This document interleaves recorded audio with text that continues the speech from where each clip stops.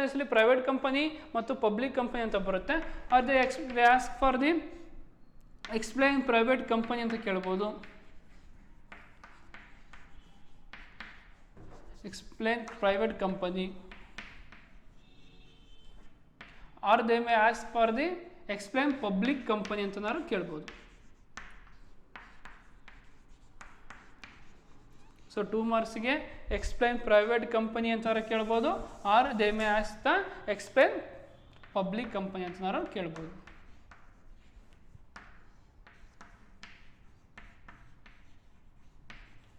These are the major questions will comes in the joint stock company. Joint stock company ಇಷ್ಟೆಲ್ಲ ಕ್ವಶನ್ಸ್ನ ಕೇಳೋ chances ಇರುತ್ತೆ.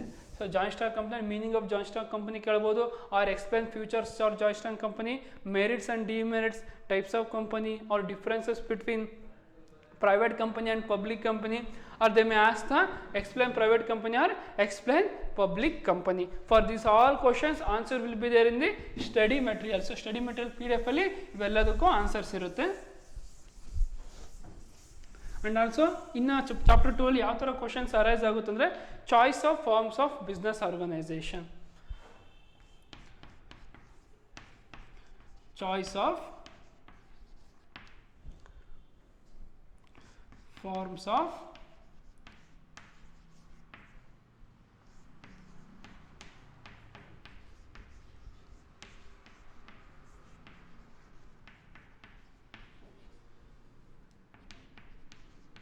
So last topic ಇದೆ, ನಿಮ್ಮ text book ಇದ್ದರೆ text ಬುಕ್ಕಲ್ಲಿ refer ಮಾಡಿ ಅಥವಾ ಸ್ಟಡಿ ಮೆಟೀರಿಯಲ್ ಇದೆ.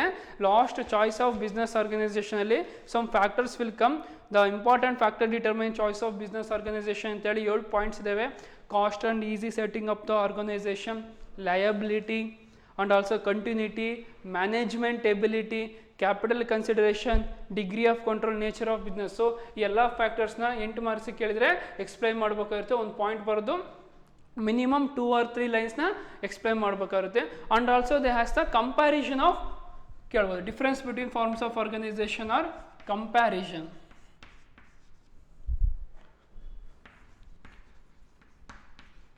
Comparison of forms of organization.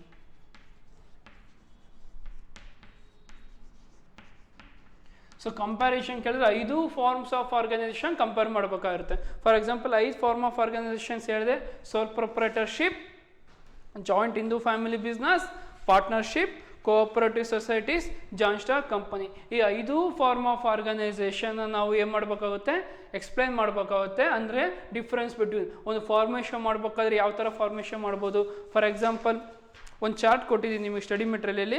ಅದ್ರ ಚಾರ್ಟಲ್ಲಿ ಏನಿದ್ರೆ ಫಾರ್ಮೇಷನ್, ಸೋಲ್ ಪ್ರೊಪ್ರೈಟರ್ಶಿಪ್ನ ಯಾವ ಥರ ಫಾರ್ಮೇಷನ್ ಮಾಡ್ಬೋದು, how we form the partnership, and also how we joint Hindu family business formation ಯಾವ ಥರ, ಕೋಆಪರೇಟಿವ್ ಸೊಸೈಟೀಸ್ ಯಾವ ಥರ ಫಾರ್ಮೇಷನ್ ಮಾಡ್ಬೋದು, ಕಂಪ್ನಿ ಯಾವ ಥರ ಫಾರ್ಮೇಷನ್ ಮಾಡೋದು ಅನ್ನೋದು ಒಂದು ಚಾರ್ಟ್ ಇದೆ. ಆ್ಯಂಡ್ ಆಲ್ಸೋ ಮೆಂಬರ್ಸ್, ಒಂದು ಸೋಲ್ ಪ್ರೊಪ್ರೈಟರ್ಶಿಪ್ಪಲ್ಲಿ ಎಷ್ಟು ಮೆಂಬರ್ಸ್ ಇರಬೇಕು, ಓನ್ಲಿ ಒನ್ ಓನರ್ ಇರಬೇಕು.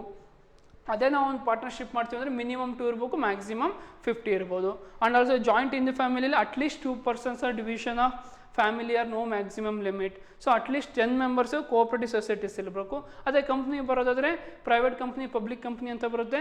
Minimum in private company to maximum is 200, minimum public company 7, maximum is unlimited. ಈ ಥರ ಡಿಫ್ರೆನ್ಸ್ ಬಿಟ್ವೀನ್ ಬರ್ತಾ ಹೋಗುತ್ತೆ. We should explain the all the differences between or comparison of the form of organization. So ನಾವು ಒಂದು chapter 2 ಅಲ್ಲಿ ಮೇಜರಾಗಿ ನಾವು importance ಕೊಡಬೇಕಾಗಿರೋದು all the forms of business organization. Total forms of business organization 5 form of business ಆರ್ಗನೈಸೇಷನ್ಲಿ ಬರುವಂತಹ ಮೇಜರಾಗಿ we should learn the features. 5 form of ಬಿಸ್ನೆಸ್ನ ಫ್ಯೂಚರ್ಸ್ನ ನಾವು ಕಲಿಬೇಕಾಗುತ್ತೆ. And also we should learn the 5 forms of organizations, merits and demerits. ಎಲ್ಲ forms of ಆರ್ಗನೈಸೇಷನ್ನ merits ಅಂದರೆ ಅಡ್ವಾಂಟೇಜಸ್ ಆಗಿರ್ಬೋದು, ಎಲ್ಲ ಫಾರ್ಮ್ಸ್ ಆಫ್ ಆರ್ಗನೈಸೇಷನ್ನ disadvantages or limitations or demerits. And also majorly we should learn the 2 marks ಕ್ವಶನ್ಸ್ಗೆ meaning ಕೇಳ್ಬೋದು. ಎಲ್ಲ forms of organization meaning ಕೇಳೋದು. Explain sole proprietorship for 2 marks ಕೇಳ್ಬೋದು. Explain joint in the family business or joint in the family ಬಿಸ್ನೆಸ್ಸಲ್ಲಿ ಬರುವಂಥ karta, who is karta ಅಂತ ಕೇಳ್ಬೋದು. These are the some of the questions for 2 marks. So 2 marks questions ಈ ಥರ ಇರ್ತಾ ಹೋಗುತ್ತೆ. And also they as the 2 marks questions ಜೊತೆಗೆ 1 marks questions, 2 marks, 4 marks, 8 marks questions ಬರುತ್ತೆ. ಆ್ಯಂಡ್ ಆಲ್ಸೋ ಲಾಸ್ಟ್ ಇಯರ್ ನಿಮಗೆ ಸಿಲೆಬಸ್ಸಲ್ಲಿ ಟೋಟಲ್ 11 ಚಾಪ್ಟರ್ಸ್ ಇತ್ತು ಅಂತ ಹೇಳಿದ್ದೆ. So part 1 foundation of ಬಿಸ್ನೆಸ್ಸಲ್ಲಿ total 6 chapters ಇತ್ತು. Part 2 corporate organisation finance and ಟ್ರೇಡಲ್ಲಿ 5 ಚಾಪ್ಟರ್ಸ್ ಇತ್ತು. ಸೊ ಬಿಸ್ನೆಸ್ ಸ್ಟಡೀಸ್ನ 2 ಪಾರ್ಟಾಗಿ ಮಾಡಿದ್ದಾರೆ. ಪಾರ್ಟ್ 1 ಏನು ಮಾಡಿದ್ದಾರೆ, ಫೌಂಡೇಶನ್ಸ್ ಆಫ್ ಬಿಸ್ನೆಸ್ ಅಂತ ಮಾಡಿದ್ರು. Part 2 corporate organisation finance and trade ಅಂತ ಮಾಡಿದ್ರು. ಇದು ನಾನು ಫಸ್ಟ್ ಕ್ಲಾಸಲ್ಲಿ ಎಕ್ಸ್ಪ್ಲೈನ್ ಮಾಡಿದೆ. ಬಟ್ ಡ್ಯೂ ಟು ಕೋವಿಡ್ ಏನಾಗಿದೆ ಅಂದರೆ they reduce the syllabus. So ಕೆಲವೊಂದು ಪಾಠಗಳನ್ನ ಅವರು ರಿಮೂವ್ ಮಾಡಿದ್ದಾರೆ. ಸೊ ಪಾರ್ಟ್ 1ಅಲ್ಲಿ 6 ಚಾಪ್ಟರ್ ಇದ್ದಿದ್ದು ಇವಾಗ ಎಷ್ಟು ಚಾಪ್ಟರ್ ಆಗಿದೆ, 5 ಚಾಪ್ಟರ್ ಆಗಿದೆ. So the chapter number 6 has been removed. Chapter number 6 ಯಾವುದಿದೆ ಅಂದರೆ social responsibility of business and business ethics ಅನ್ನೋ ಚಾಪ್ಟರ್ನ ಅವರು ತೆಗೆದಾಕಿದ್ದಾರೆ ಪಾರ್ಟ್ 1ಅಲ್ಲಿ. ಆ್ಯಂಡ್ ಆಲ್ಸೋ ಪಾರ್ಟ್ 2 ಅಲ್ಲಿ ಲಾಸ್ಟ್ ಇಯರ್ 5 ಚಾಪ್ಟರ್ ಇತ್ತು. ಸೊ ನಿಮಗೆ ಎಷ್ಟು ಚಾಪ್ಟರ್ ಮಾಡಿದೆ ಅಂದರೆ total 3 chapter.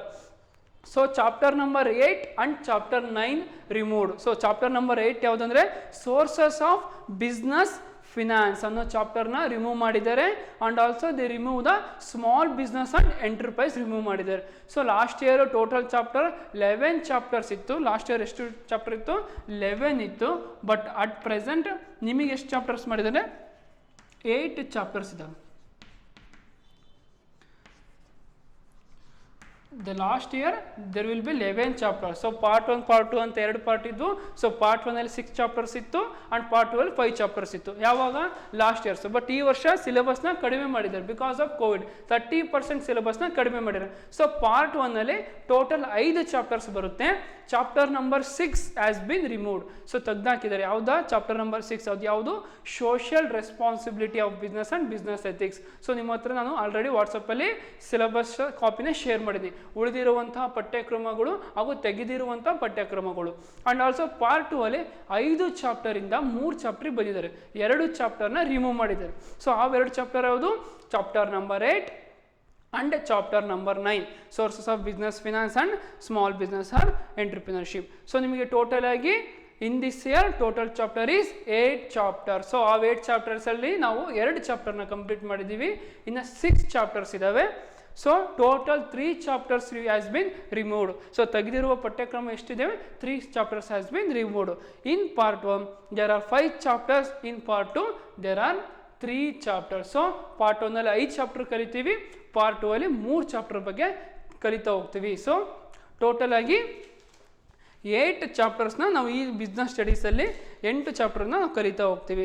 So I already give one the syllabus. So ನಾನು ಸಿಲೆಬಸ್ ಕಾಪಿ ಸಹ ವಾಟ್ಸಪ್ಪಲ್ಲಿ ಶೇರ್ ಮಾಡಿದ್ದೀನಿ. And also I share the 2 PDF. So 2 PDFsಲ್ಲಿ ಫಸ್ಟ್ನೇ PDF ಅಲ್ಲಿ ಏನಿದೆ ಕ್ವಶನ್ ಆ್ಯಂಡ್ ಆನ್ಸರ್ ಇದೆ. ಆ ಕ್ವಶನ್ ಆ್ಯಂಡ್ ಆನ್ಸರು ಟೆಕ್ಸ್ಟ್ ಬುಕ್ಕಲ್ಲಿ ಇರುವಂಥ ಕ್ವಶನ್ ಆ್ಯಂಡ್ ಆನ್ಸರ್ ಆಗಿದೆ. And another PDF for study material. ನಿಮ್ಮ ಹತ್ರ in case text book business studies text book ಇಲ್ಲ ಅಂದರೆ if you don't have any business studies text book, refer the study material for the reading purpose.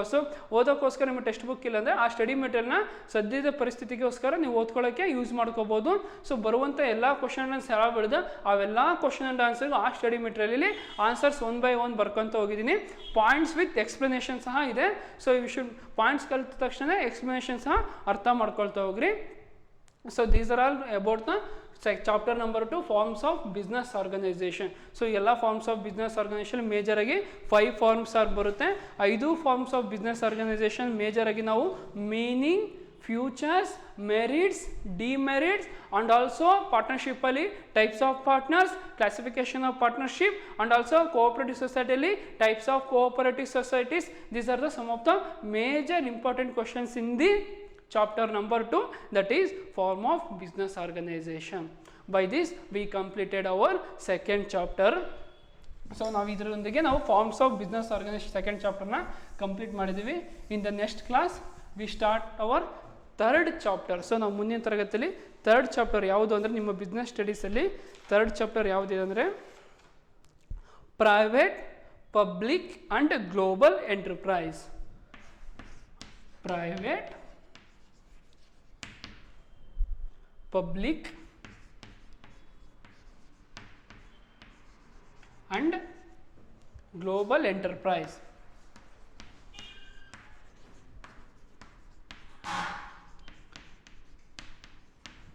In the next class we start our 3rd chapter, that is private, public and global enterprise. So we completed our 2nd chapter in this class. So shall continue in the next class. Thank you for all listening the today's class.